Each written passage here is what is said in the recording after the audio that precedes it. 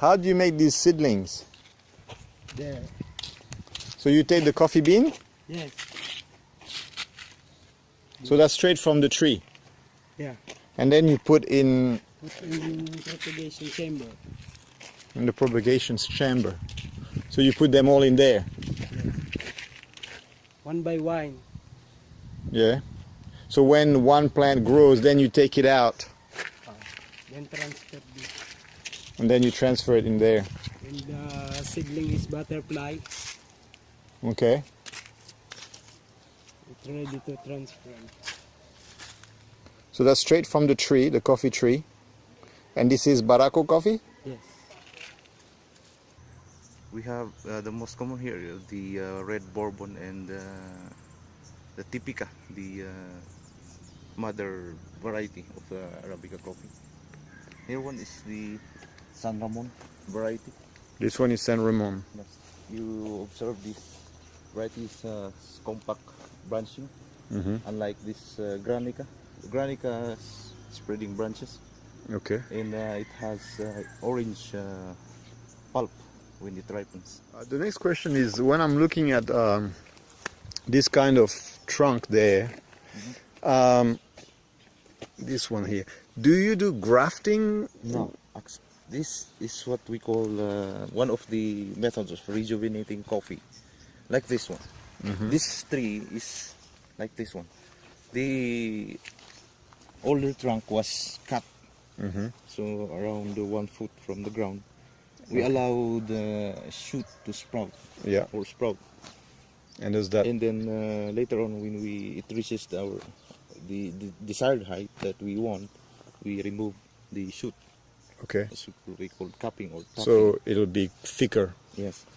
When we do this example for this, the technique is to leave the sprout was closer to the ground, not on the upper cut.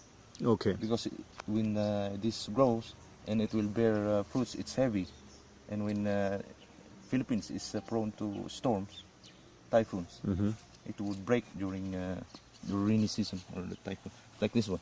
We will remove this.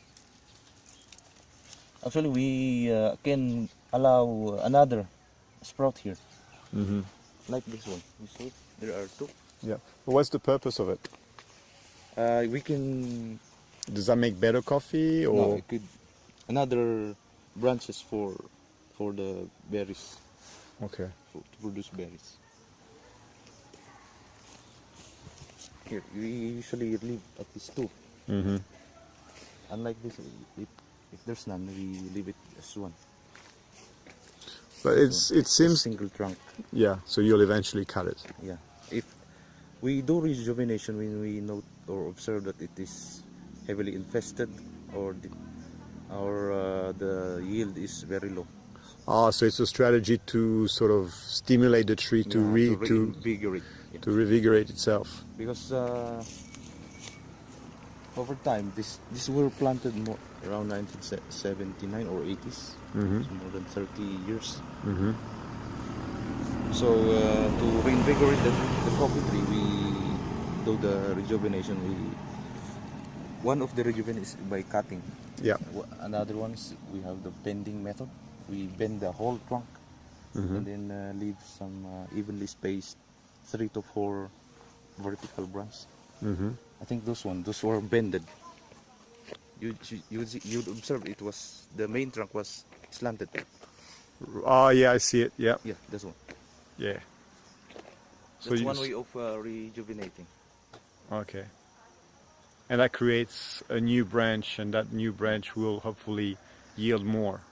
But that techniques requires more labor, and you need a rope or a tie wire to hold the trunk close to the ground. Unlike the one, The cut option. cutting one, yes, or the complete dehorning, you only need just one person as a saw or a pruning shear. Okay. Thank you. But if you use that technique, you have to plan your planting distance early on. Because you need room for Yes, actually so bending you it. have a wider planting distance. We usually recommend 3 meters by 3 meters planting distance for Arabica coffee. But if you use that, maybe you could add another meter. So we make it 4 or 3 by 4 meters. Okay.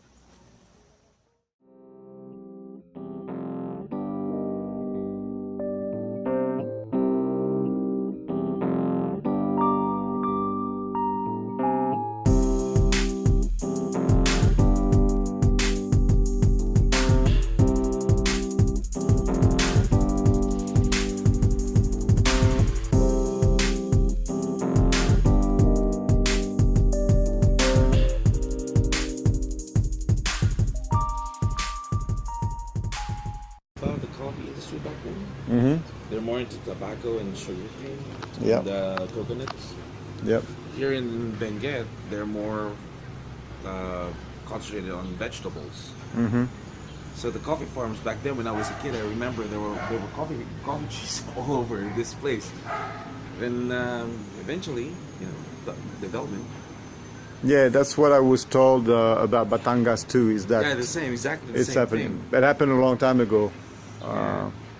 but it happened a lot more rapidly here, from what I see. Yeah. So most of the coffee that we actually get are small farms, like even backyard farming. So we basically just consolidate everything. All right, so I don't know if you can see the vapor coming out of this, the steam coming out of this coffee, but it's good. It's woohoo! It's strong. Yeah, it actually is already a lot thicker in color and in texture. It has already a stronger aroma.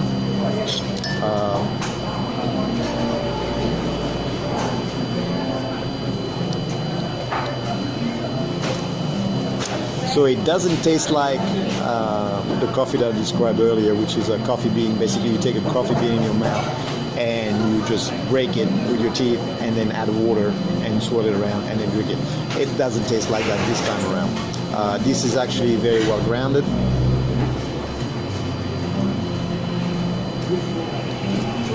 A bit acidic, which is fine. Okay, a bit of acidity in your coffee is not bad. Okay, it's part of the growing process to increase the acidity level in the coffee bean, and then through the roasting you can actually intensify it.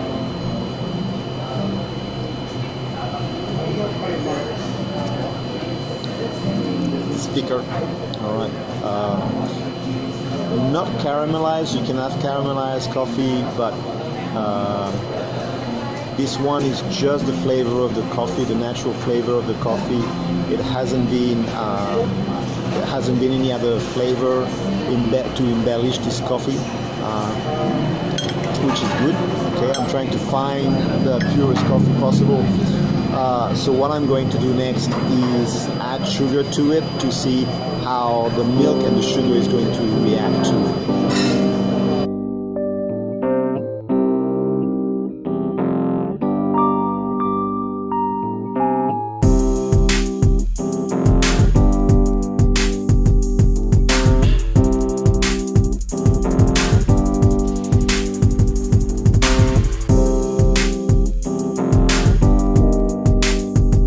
One is a bourbon. Red bourbon. Bourbon coffee. It's Arabic as well. The one behind you is the Typica. So what we actually do here, San Ramon, I think is this one, but it's not very. Mundo Novo is over there, the big one. So that's Arabica. All Arabica. Different types of Arabicas. Different types of Arabica. So what we do here is basically we do a little bit of seedlings, and then once it's ready for replant, we can replant it, and then we just basically just give it away. It's okay. So Typica is the mother of them all, right? Yep. It's the mother of all coffee. Yeah. The easiest way to detect the Typica is a discoloration like this one. Actually, the tips of it is a little bit rusted. Rusted color. Unlike the bourbon, if you notice, this one is all green. This one is like very glossy green. the ends of it. And then when the cherries comes out, you don't really need to wait until it's red. Orange, yellowish orange, that's already ripe. Unlike Typica, you have to like wait for it until it becomes like really cherry red. Like this one, you have to wait until it becomes like cherry red. That's the only time you harvest it. Bourbon doesn't care about that. Doesn't really matter. Yeah. And it's bigger if you know the cherries, bigger. The difference between their flavor, this one's a lot more tangy. This one's a little, if you listen to music, this one is the bright one, this one is the dark one. No. Okay. What I'm surprised about in your garden is how much space the plants do not have. I mean, they seem to grow in very small amount of Actually, earth. The preferable like size, like the length where you have to plant it, it's like 2 meters, 2 to 3 meters away. What we're trying to do here is we actually try to make it a lot more smaller, compact space. But the thing is, eventually one of them would give way. That's the thing. So if basically this one and this one is the same age. If you notice, this one becomes bigger. This one is just trying to crawl its way, so their leaves are not that developed. Unlike this one. Okay. That's a problem. So you have to like Separate.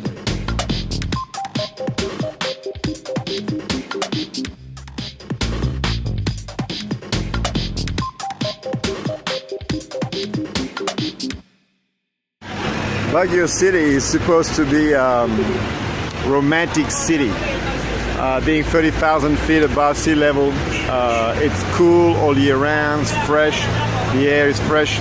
But as you can see, there's nothing romantic about Baguio. It's congested, it's air polluted, and I don't see anything romantic. But that could simply be a reflection that I'm not a romantic at all.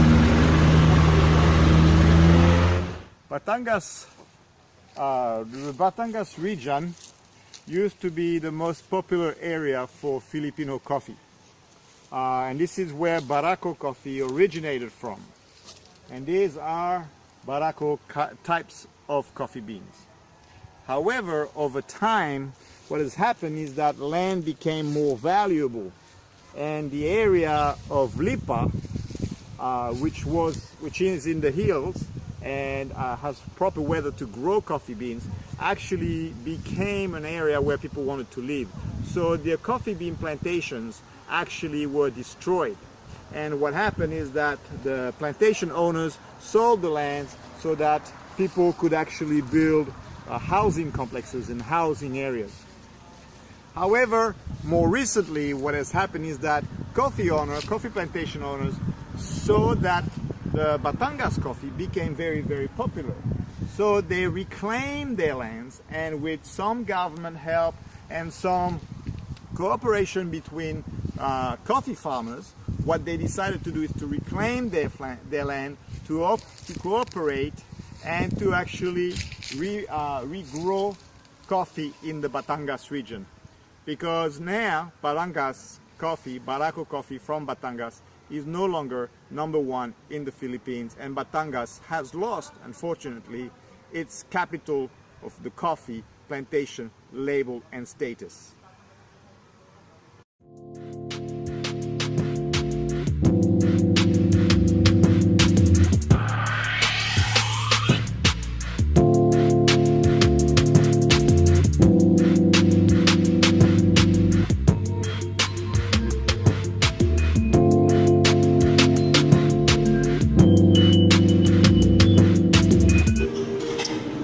Well, my trip to Baguio and the region has been a little bit disappointing.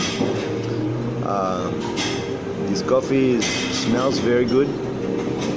Smells like a Robusta. Smells thick. Smells rich. But that's it. There's no particular flavor that makes it any different from where you would find in the States, in Australia, anywhere in the rest of the world. This is just like a Starbucks coffee. Sorry to say, you love Starbucks, this is your cup. But for me, this is not what I came here for. I came to find that something special, and Baguio let me down.